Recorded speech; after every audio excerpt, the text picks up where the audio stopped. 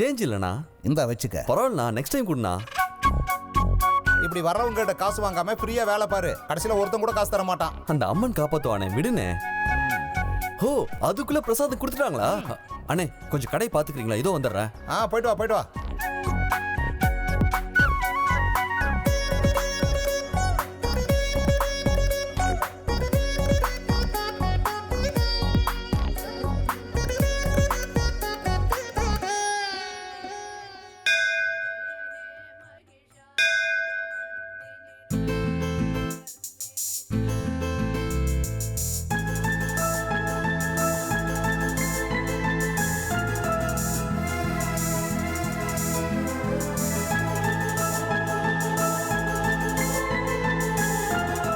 என்னப்பா இப்ப அம்மாவுக்கு எப்படி இருக்கு?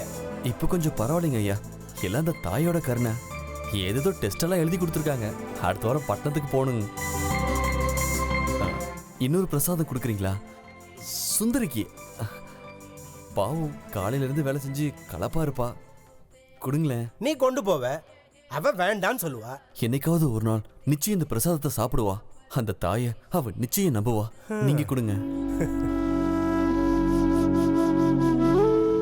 ஹே சுந்தரி, அப்படி கூப்பிடாதன்னு சொல்லிருக்கல. பின்ன வேற என்னன்னு கூப்பிடுறது?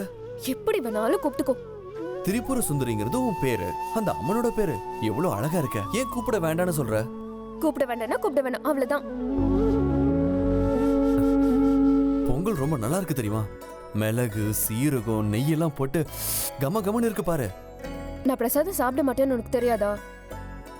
காலையில 5 மணிக்கு எழுந்துக்கிறேன். வேலை செஞ்சு செஞ்சு வயிறெல்லாம் பசிக்காத உனக்கு? சாப்பிடு, உங்க அப்பா தான் செஞ்சாரு. நீ என்னை விட அதிகமா வேலை செய்யறவன். உங்க வீட்லயும் வேலை செய்யற, எங்கேயும் செய்யற. நிச்சயமா காலையில இருந்து நீ எதுவும் சாப்பிட்டுருக்க மாட்ட. எனக்கு கொண்டு வந்ததையும் நீயே சாப்பிட. பிரசாதத்தை வேண்டான்னு சொல்லக்கூடாது. நான் தினமும் வேண்டாம் தான் சொல்றேன், நீ தினமும் இதே தான் சொல்ற. நீ சாப்பிடணுங்கிறது என் ஆசை. சாப்பிடக்கூடாதுங்கிறது என் பிடிவாதம். ஏன் இப்படி? அவளோட பிரசாதம் எனக்கு தேவையில்லை. அதுக்கு பதிலா பட்னி கடந்து சாவு. அப்பா, கோவில்ல மாமா சேகர் எங்கன்னு தேடிட்டு இருக்காரு. மத்தியானம் பிரசாதம் பண்ணும்போது தயிர் சாதத்தோட சக்கரை பொங்கலும் செய்யணுமா. உங்க அம்மா வீட்டுல இல்ல, சமையல் செய்யறாருன்னு சொல்ல வேண்டியதானே? ஊரு மொத்தம் டமார அடிச்சு சொல்லிடுங்க, லலிதா தலை கூத்தி இன்னைக்கு 3வது நாள். கடாயில உப்புமா வச்சிருக்கேன், எடுத்துக்கம்மா சுந்தரி. ஏமா எனக்கு இப்படி ஒரு பேரை வச்ச? சுந்தரி சுத்தமா நல்லா இல்லமா. ஏண்டி அழகா இருக்குல்ல? கேவலமான பேரு. அது அம்மனோட பேருமா? அதனாலதான் எனக்கு கோபம் அதிகமாகுது. எதுக்கு அவளோட பேரை எனக்கு வச்சுங்க? நான் என்ன அவளோட பொண்ணா? அந்த அம்மனுக்கு பொண்ணுதாம்மா. அம்மா, தயவு செஞ்சு இந்த மாதிரி எல்லாம் பேசாதீங்க. அவ பேரை கேட்டாலே உடம்பெல்லாம் எனக்கு பத்துக்கிட்டு எரியுது. நான் சேகர் லலிதாக்கு பிறந்த பொண்ணு, புரிஞ்சுதா? இருந்தாலும் அந்த அம்மனோட அருளால தானமா நீ பிறந்த. அது தேவையில்லாம நீ அவளுக்கு கொடுக்கற கிரெடிட். அந்த அம்மன் மட்டும் இல்லன்னா இன்னைக்கு உங்க அம்மா உயிரோடு இருந்திருக்க மாட்டா. கல்யாணமாகி 3 வருஷம் எனக்கு குழந்தையே பிறக்கல. உங்க அப்பாவுக்கு 2வது கல்யாணம் பண்ணணும்னு முடிவு பண்ணிட்டாங்க. அப்ப அந்த அம்மன் பாதத்துல விழுந்து கும்பிட்டு வேண்டிக்கிட்ட, தாயாகிற பாக்கியத்தை கூடன்னு கேட்டேன்.